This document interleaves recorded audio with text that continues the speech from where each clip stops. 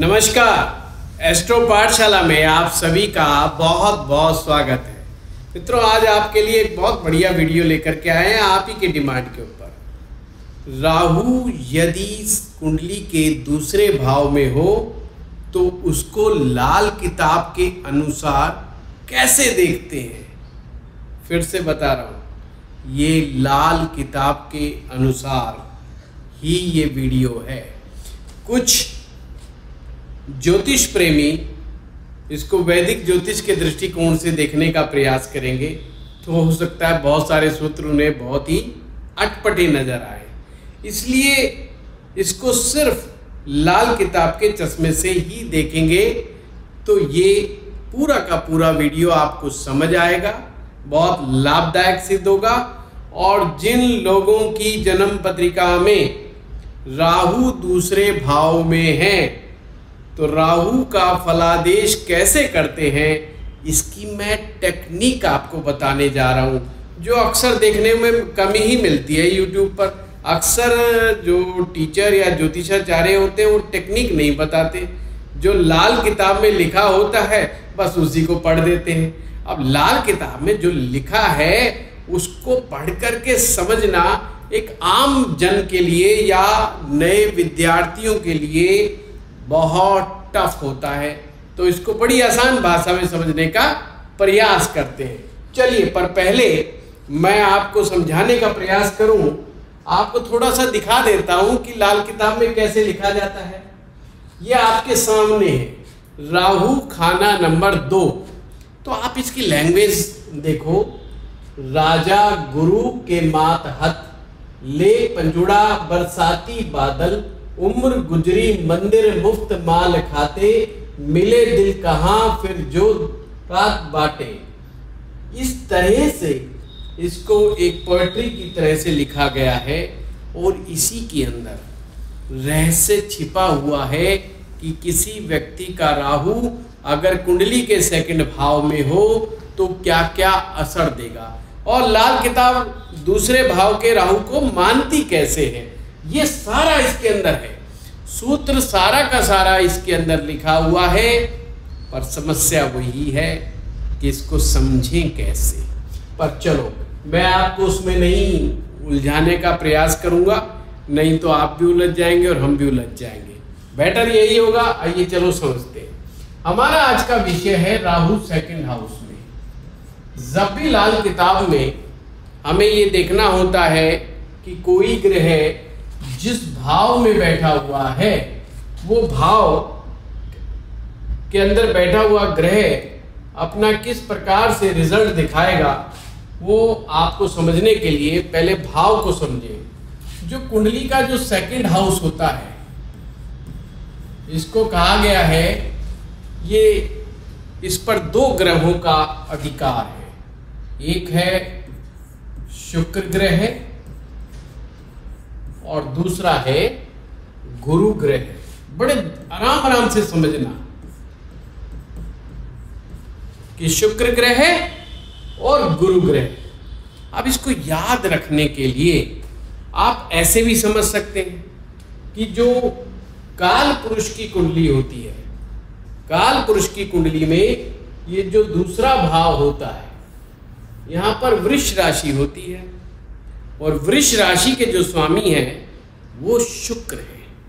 और लाल किताब काल पुरुष की कुंडली के अनुसार ही चलती है। कहने का मतलब इसमें खाना नंबर 1, 2, 3, 4, 5, 6 ऐसे ही चलता है 12 तक। इसमें हमारे पराशर ज्योतिष की तरह लगन या लग्नेश की स्थिति को देखना नहीं होता है, ये फिक्स रहते हैं हमेशा। तो दूसरा भाव का जो स्वामी है वो शुक्र बनता है। तो इसको याद रखने के लिए आप ऐसे याद रखेंगे कि शुक्र दूसरे भाव जो है वो उसकी जमीन है। शुक्र ग्रह दूसरे भाव की जमीन है और गुरु उसके ऊपर बने हुए मकान का मालिक। जमीन और मालिक के कंसेप्ट को याद रखिए, बस आपको रट्टा मारने की जरूरत नहीं पड़ेगी।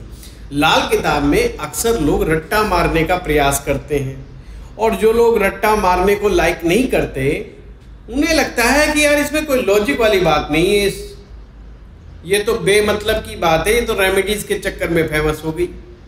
पर ये आधी अधूरी बात है, ऐसा वास्तविकता नहीं है। इसमें भी पूरी तरीके से लॉजिकल तरीके से आप प्रेडिक्शन कर सकते हो लाल किताब में भी। अब जब हमने देखा कि शुक्र की जमीन है दूसरा भाव और गुरु उस पर बने हुए मकान का मालिक, या ऐसे भी समझ सकते हो कि ये दो ग्रह ऐसे हैं जिनका मालिकाना हक है। अब आप इसको ऐसा देखिए, राहु ग्रह ने प्रवेश किया सेकंड हाउस में। जब सेकंड हाउस में राहु जी महाराज प्रवेश करेंगे तो ये शुक्र और गुरु का रिएक्शन क्या होगा? ये उसी प्रकार से है जैसे आपके घर में कोई प्रवेश करे तो आपकी परमिशन से ही प्रवेश करेगा, वरना नहीं करेगा, आप लाइक नहीं करेंगे। परंतु कभी कभी ऐसी परिस्थितियां हो जाती हैं जिस व्यक्ति को आप लाइक नहीं करते उसको भी घर में बुलाना पड़ जाता है, उसको भी कुछ देर के लिए, कुछ समय के लिए ठहराना पड़ जाता है, पर आपका मन बड़ा खुश नहीं होता अगर मेहमान आपका मन पसंद ना हो तो। और मेहमान यदि मन पसंद है तो आपको भी आनंद आ जाएगा और आप में जोश बढ़ जाएगा। अब हम यहां पर देखें कि राहु जी महाराज है, राहु जी महाराज को कौन पसंद करता है? तो लाल किताब के अनुसार भाई गुरु जी महाराज को तो बिल्कुल ही परेशानी है। गुरु जी कहते हैं भाई राहु आदमी ठीक नहीं है, इसकी एंट्री नहीं होनी चाहिए, पर क्या करें आ गया किसी व्यक्ति के, तो सबसे ज्यादा गुरु ग्रह दुखी हो जाएगा। तो अब आपको कैसे समझना है, इसका फलादेश कैसे करना है? तो आपको ये मानना है कि जिस व्यक्ति की कुंडली में राहु दूसरे में होगा गुरु ऑटोमेटिक कमजोर हो जाएगा। इसके अंदर और भी कुछ साइड इफेक्ट्स क्रिएट हो जाते हैं सेकंड के राहु के। वैसे सेकंड हाउस में अगर राहु हो तो पितृदोष भी माना जाता है। जी हाँ, यहां पर एक पितृदोष भी बन जाता है। अब यहां पर जब राहु और शुक्र का जब मेल होता है, यानी कि शुक्र को भी राहु वैसे पसंद नहीं, साथ वाला मामला पसंद नहीं है बहुत ज्यादा। दूर दूर से यारी दोस्ती में शुक्र कहता है कोई ज्यादा मुझे प्रॉब्लम नहीं है, पर जब यहां एंट्री होती है तो अच्छा नहीं, शुक्र ग्रह को भी दिक्कत होती है। अब यहां से एक श्राप भी बनता है। वैसे लाल किताब में 9 प्रकार के श्राप का वर्णन है। श्राप कह लो, ऋण कह लो, कर्जा कह लो, पिछले जन्म का कर्जा कह लो। तो एक प्रकार से यहाँ पर पूर्व जन्म का एक कर्जा बन जाता है, एक ऋण बन जाता है। उस ऋण का नाम है स्त्री ऋण। एक तो आपका पितृदोष बन गया, दूसरा आपका स्त्री ऋण बन गया। इस स्त्री ऋण का होना मैरिज लाइफ के लिए अच्छा नहीं माना जाता है। मैरिज होने में भी समस्याएं आती हैं, मैरिज हो जाने के बाद भी समस्याएं आती हैं। मैरिज को चलाना अपने आप में एक चैलेंज हो जाता है। ये दूसरा भाव जो है ससुराल का होता है, ससुराल वालों से भी बनना इनके लिए बड़ा मुश्किल हो जाता है। कहने का मतलब बहुत ज़्यादा प्रॉब्लम होती है। और तो और मैरिज के अलावा ये हेल्थ इश्यूज भी क्रिएट कर देते हैं। अगर पुरुष है तो उसको शुगर होने की समस्या, उसको सेक्सुअल डिसऑर्डर्स होने की समस्या, डाइजेशंस के इशू, बहुत सारे समस्याएं हो सकती है। कहने का मतलब फलादेश कैसे करते हैं लाल किताब के अनुसार मैं आपको वो समझा रहा हूँ। तो 2 तो ऋण हो गए, पिछले जन्म के कर्जे हो गए इसके अंदर, और यहाँ पर जो हमारा गुरु और शुक्र है ये कमजोरी हो गया, थोड़ा कमजोर हो गया। कहने का मतलब है गुरु और शुक्र कुंडली में कहीं पर किसी भी स्थान में बैठ जाएंगे तो उनकी पावर कुछ हद तक कम ही मानी जाएगी। सपोज करो मैं लाल किताब के सूत्र को अनुसार आपको एग्जांपल दूं, जैसे कि गुरु चौथे भाव में उच्च के माने जाते हैं। लाल किताब जो है सिंपल मानती कि अगर चौथे घर में गुरु आ गया तो गुरु उच्च का हो गया। जबकि पराशर ज्योतिष में तो ऐसा नहीं होता है, पर लाल किताब के अनुसार ही हमें चलना है अगर इनके सूत्रों को समझना है तो अब देखो गुरु उच्च का है और राहु अगर सेकंड हाउस में बैठेगा तो गुरु उच्च के परिणाम नहीं दे पाएगा। उनको गुरु से संबंधित अच्छे परिणाम जो मिलने चाहिए या तो देरी से मिलेंगे या बहुत संघर्ष करने के बाद मिलेंगे, और कभी कभी तो ऐसा होता है उन्हें ऐसा लगता है कि मिलते ही नहीं, यहाँ तक प्रॉब्लम आ जाती है। इसी प्रकार से अगर शुक्र कहीं पर बैठा हुआ है कुंडली में, मान लीजिए शुक्र सप्तम भाव में बैठ गया, तो सप्तम भाव का शुक्र अपने ही घर में बैठ गया और राहु बैठ जाए सेकंड में, तो शुक्र का फल भी खराब हो जाता है, बिगड़ जाता है। कहने का मतलब कहीं पर भी बैठ जाए तो दो ग्रहों में खराबी आ जाती है। अब आपने देखा कि हम इस तरीके से देख रहे हैं, पर अब आइए रियल फलादेश में चलते हैं। ये तो आपको मैंने एक तरीका बता दिया कि किस तरीके से हम उसको कर सकते हैं, पर जब भी हम फलादेश करेंगे तो हमें यह लाना है कि सेकंड हाउस से हम कौन कौन सी चीजें देखते हैं। सेकंड हाउस हमारा धन का भाव है। लाल किताब कहती है पीछे से लाया हुआ, यानी पिछले जन्म में जो कमा करके छोड़ करके आया है, तो पिछले जन्म का जो धन है वो सेकंड हाउस है। दूसरा होता है वाणी, हमारी भाषा, खान पान और साथ में खानदान। खानदान का मतलब कुटुंब है। पराशर ज्योतिष में से कुटुंब भाव कहते हैं, ये परिवार का भाव होता है। तो पूरा बड़ा कुटुंब जो होता है उसकी जानकारी हमारी यहाँ से मिलती है। फिर भी जो सेकंड हाउस है ये धन भाव के रूप में ज्यादा फेमस है, यहाँ से धन देखा जाता है। ये ससुराल का भाव भी है, ये प्रारंभिक शिक्षा का भाव भी है,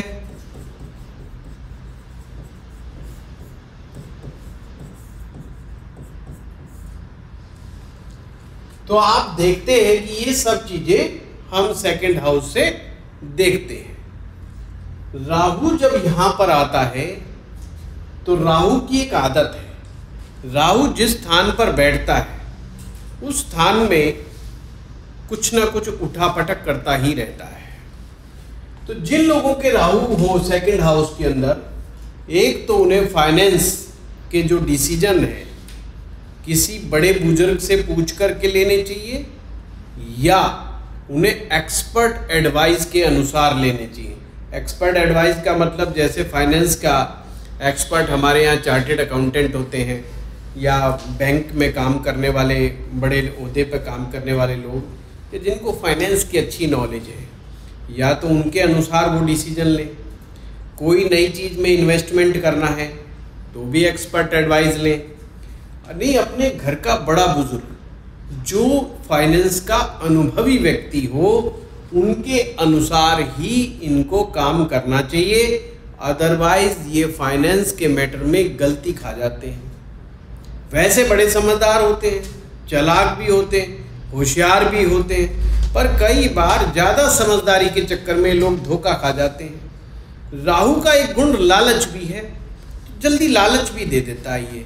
तो उस लालच के चलते, जल्दबाजी के चलते, क्योंकि सेकंड हाउस जो है ना ये बिल्कुल, ये जैसे यहाँ पर पहला भाव दिमाग का भी होता है, हमारा मस्तिष्क। तो ऐसे देखो कि ये हमारे बिल्कुल ब्रेन के पास ही बैठा हुआ राहु सेकंड हाउस में, उसका असर थोड़ा थोड़ा यहाँ पर भी हल्का फुल्का महसूस होता है। तो राहु में जल्दबाजी है, लालच है, उसके चलते ये लोग गलत इन्वेस्टमेंट कर देते हैं लालच में आकर के। ऐसा उनको नहीं करना चाहिए, नहीं तो उनको फाइनेंशियल उतार चढ़ाव का सामना करना पड़ता है। पर जैसे मैंने आपको नियम बताया, अगर उस हिसाब से चलते हैं तो इनको ज़्यादा दिक्कत आती नहीं। खास करके इन लोगों को कई बार फाइनेंस में उतार चढ़ाव भी बड़े देखने को मिलते हैं, up and down, up and down बहुत ज्यादा उनको देखने को मिल सकते हैं। पर ध्यान रहे, अगर बुध ग्रह उस कुंडली में अच्छा है, यदि बुध अच्छा है तो ये ध्यान रखिएगा, फिर ये उतार चढ़ाव वाली चीजें थोड़ी कम हो जाएंगी। और इसके साथ चंद्रमा अच्छा है, चंद्रमा यानी कि कुंडली के अंदर अच्छा है, मून जन्म पत्रिका में अगर अच्छा है, वेल प्लेस्ड है, लाल किताब की फिलॉसफी के अनुसार, लाल किताब के सूत्र के अनुसार अगर चंद्रमा की स्थिति कुंडली में ठीक है तो ऐसे लोगों के पास धन दौलत की कोई कमी नहीं होती है। जीवन में बहुत मौज लेते हैं, ऐशो आराम करते हैं, मौज भार इनके जीवन में बनी रहती है, परमात्मा का आशीर्वाद बना रहता है। पर नियम फिर भी लागू रहेगा, अगर ये फाइनेंस के डिसीजन बड़े लेवल पे लेते हैं और अकेले इंडिपेंडेंटली ये सब करते रहते हैं फैसले, तो धोखा होने के चांस भी पूरे रहते हैं। अब आते हैं हम वाणी के ऊपर, ये बड़ा ध्यान रखने वाली बात है। राहु जब सेकंड हाउस में होता है तो राहु की क्वालिटी है कि वो मीठे से मीठा बोलना और कड़वे से कड़वा एब्यूसिव लैंग्वेज बोलने की महारत हासिल करवा देता है।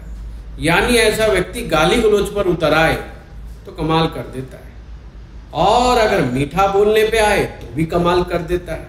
दोनों ही तरह के गुण होते हैं, पर ये अक्सर जरा सा गुस्सा आने पर गाली गलौज पर भी उतर आते हैं। ऐसे लोगों को वाणी पर बड़ा संयम रखना चाहिए। अगर संयम रखते हैं तो इनके जैसा मधुर बोलने वाला फिर कोई नहीं, और हर चीज को ये टैकल कर लेते हैं, बड़े अच्छे से मेंटेन कर लेते हैं।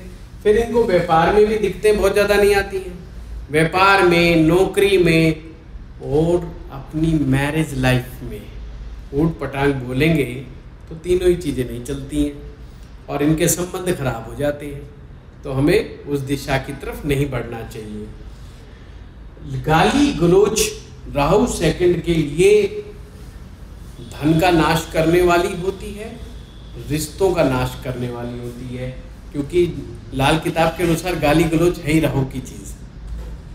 खान पान का भी बड़ा इनको साथ लेना चाहिए। खाने पीने के शौकीन होते हैं, पर समस्या यही है कि जंक फूड के शौकीन हो जाते हैं। अगर पुरुष हैं तो कई बार ये खाने पीने के भी शौकीन हो जाते हैं, शराब है, नॉनवेज है, इन चीज़ों के भी शौकीन हो जाते हैं। पर हमेशा ध्यान रखिएगा, केवल राहु को सेकंड में देख करके ही भविष्यवाणी नहीं कर देनी है, अपितु आपको अदर फैक्टर्स पर भी ध्यान देना है। जैसे मैंने बताया था कि अगर आपका बुध अच्छा है तो इतनी प्रॉब्लम नहीं होगी, अगर चंद्रमा अच्छा है तो इतनी प्रॉब्लम आपको नहीं होगी, चार्ट के अनुसार दिक्कत नहीं होगी। खान पान की स्थिति ऐसे लोगों को संयमित रूप से करनी चाहिए। जितना ये लोग सात्विक भोजन की तरफ बढ़ते हैं, इनके जीवन में फाइनेंशियली अप एंड डाउन जो होते हैं ये कम से कम होंगे और धन की स्थिति भी बहुत अच्छी बनेगी। तो खान पान अगर ठीक रहेगा तो हमारी हेल्थ अच्छी रहेगी, क्योंकि हमारा मूड यही है। तीसरा है खानदान। खानदान में जिनका राहु होता है इनको ज़्यादा उम्मीद पालनी नहीं चाहिए अपने परिवार के, कुटुंब के लोगों से, और जितना समय रहते इनको नौकरी के बहाने या किसी भी कारण से इनको उनसे थोड़ा सा दूर शहर में जाकर के रहने लग जाएं तो इनकी ग्रोथ भी अच्छी हो जाती है। पर हाँ, ज़्यादा उनसे बहुत उम्मीदें ना करें कि वो उनकी बहुत मदद करेंगे, खानदान के लोग आएंगे आपकी हेल्प करेंगे, ऐसा अक्सर होता नहीं है। लोग पीठ पीछे से उल्टा इनकी बुराई ही कर बैठते हैं, इसलिए इनको कई बार चिंता भी सताती है। तो हम कहते हैं भाई इन चक्रों में ज़्यादा ना पड़ो, अपनी हिम्मत पर ही यकीन रखो। अपनी हिम्मत से ही जो कुछ होना है वो अपनी हिम्मत से ही होगा। कुटुंब के साथ साथ इनको ससुराल, अगर ये लड़की का चार्ट है, लड़की की कुंडली है, तो ससुराल यहीं से देखा जाता है। ऐसी महिलाएं या लड़की जिनका सेकंड हाउस में राहु है, ससुराल वालों से ठन जाती है, ससुराल वालों से अनबन हो जाती है, और होने के पीछे भी रीजन यही है, वाणी, स्पीच बोल जाते हैं उल्टा सीधा कई बार, और बहुत ही तगड़े वाला बोल जाते हैं। तो समस्या हो जाती है। और फिर हम प्रारंभिक शिक्षा तो चलो जैसे तैसे हो जाती है, प्रारंभिक गुरु तो वैसे हमारी माँ ही होती है, जो शिक्षा देती है वो देती है। पर कहने का मतलब ये है, अगर सेकंड हाउस के अंदर राहु आ जाए तो इन सब चीज़ों के ऊपर दिक्कत देता है। अब मैं थोड़ी सी चर्चा कर दूं आपको, जो हमारे जो दो दोष आए थे वो दोष के ऊपर मैं चर्चा करता हूं, क्योंकि क्या क्या निकल करके आया था। एक हमारा, इसको हटा देते हैं 1 मिनट के लिए।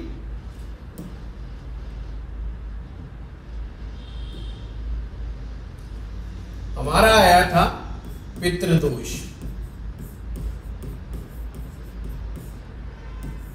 और स्त्री श्राप।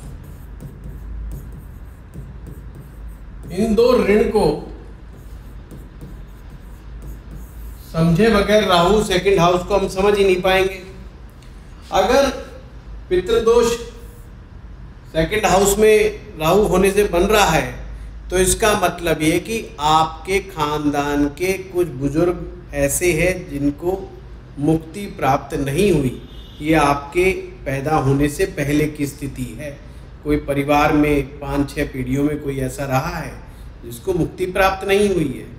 तो राहु सेकंड हाउस में बैठ के ये भी चाहता है, कोई आपकी जिम्मेदारी बनती है कि अपने पितरों की मुक्ति के लिए पुण्य कार्य करें, अच्छे कार्य करें, दान पुण्य के कार्य करें, दान पुण्य के कार्य निरंतर रूप से करते रहें। और जो भी आपके धर्म के अनुसार, आपकी जाति मजहब के अनुसार या आपकी परंपरा के अनुसार पितरों को तर्पण करने की, पितरों को मुक्ति देने की, पितरों को शांत करने की जो भी विधि आपके गुरुजन बताते हैं, उन विधि का पालन करना चाहिए। जैसे हमारे हिंदुओं में क्या होता है कि पितृ तर्पण और पिंडदान का विधान है। तो अमावस्या वाले दिन पितृ तर्पण और पिंडदान भी करवाए जा सकते हैं। साल में एक बार तो जरूर करवा लेना चाहिए, पितरों को याद करना चाहिए। वैसे हमारे पितृदोष के ऊपर काफ़ी बड़ा वीडियो, 3-3.5 घंटे का वीडियो पड़ा हुआ है, आप एस्ट्रो पाठशाला में जाकर के देख सकते हैं। पितृदोष के बहुत सारे साइड इफेक्ट्स होते हैं, वो उस वीडियो में बहुत डिटेल में है। दूसरा है स्त्री श्राप। स्त्री श्राप बनने पर, राहु के सेकंड हाउस में होने पर, ये मैरिज लाइफ के लिए बहुत ज़्यादा गड़बड़ी की तरफ इशारा करता है। तो ऐसे में हमें स्त्री श्राप से मुक्ति के लिए उपाय करने चाहिए। क्या उपाय कर सकते हैं आप? सबसे पहला उपाय आपको करना है गौ सेवा। गौ सेवा करें, क्योंकि ये शुक्र का भाव है और गौ सेवा करने से यहाँ पर स्त्री दोष में कमी आएगी। दूसरा क्या कर सकते हैं आप उपाय के रूप में? गोल्ड के घुंघरू में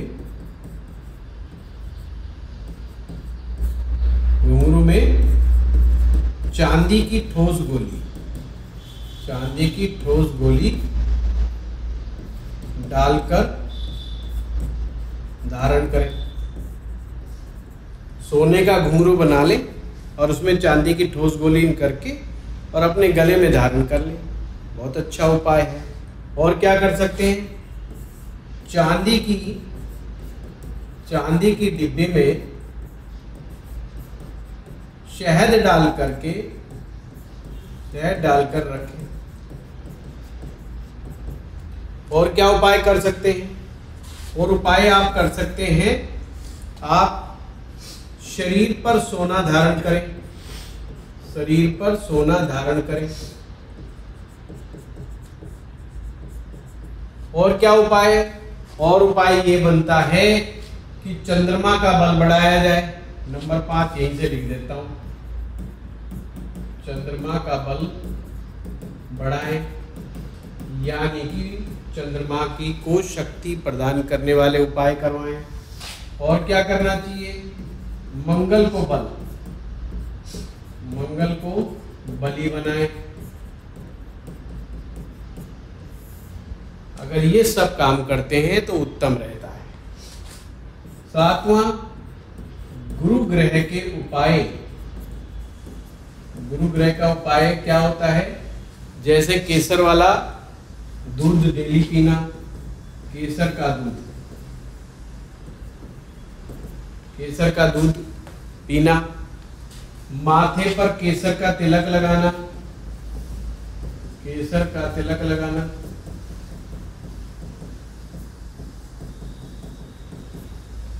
पीला पुखराज धारण करना। ये बहुत अच्छा उपाय है। पीला पुखराज भी धारण किया जा सकता है। पर ध्यान रहे, अगर जिनका राहु सेकंड में है और पति पत्नी के बीच में अनबन कुछ ज्यादा बढ़ गई है तो शुक्र ग्रह का रतन भी धारण किया जाना चाहिए। शुक्र ग्रह का रतन वैसे तो हीरा होता है, पर हीरा कॉस्टली होता है, हर व्यक्ति कई बार परचेज नहीं कर पाता है। तो ऐसे में उन्हें सब्स्टिट्यूट के रूप में सफ़ेद पुखराज की तरफ भी विचार करना चाहिए, या दूसरे जो शुक्र के बल को बढ़ाने वाले उपाय हैं वो करने चाहिए। अदरवाइज कई बार ये आपसी टकराहट सेपरेशन में कन्वर्ट होते हुए देर नहीं लगाती है। वैसे जिनका राहु सेकंड हाउस में हो उनको जितना फ्लेक्सिबल लाइफ में रहेंगे उतना ही बढ़िया रहेंगे। तो मित्रों, ये था राहु का सेकंड हाउस में होने का विचार। मैंने ये आपको रेमेडीज सहित बताया है। आप लोग जो है इसको नोट कर लिया करो, और जो आप कमेंट बॉक्स में लिखते हैं वही कमेंट बॉक्स के अनुसार हम जो है आपको आपके ऊपर वीडियो बना देते हैं। और हाँ, एक चीज़ मैं बताना चाहता हूँ, जो हमारे दर्शक गुड़गांव में रहते हैं, फरीदाबाद में रहते हैं, दिल्ली NCR में रहते हैं, और यहाँ आकर के यानी हमारे संस्थान में आकर के डायरेक्ट ऑफलाइन जो है ज्योतिष सीखना चाहते हैं, तो अभी हमारा एक कोर्स आ रहा है कैरियर एस्ट्रोलॉजी। जो कैरियर एस्ट्रोलॉजी सीखना चाहते हैं उनका स्वागत है। ये 16 अगस्त से हमारा ये कोर्स आरंभ होने जा रहा है। हमारी टीम से वो संपर्क कर सकते हैं कि क्या उसकी व्यवस्था रहेगी, किस दिन होगा, पूरी डिटेल उस जानकारी आप ले सकते हो। आप लोग हमारे इस YouTube चैनल को प्यार देते रहें, और अभी तक सब्सक्राइब नहीं किया तो सब्सक्राइब करें। धन्यवाद।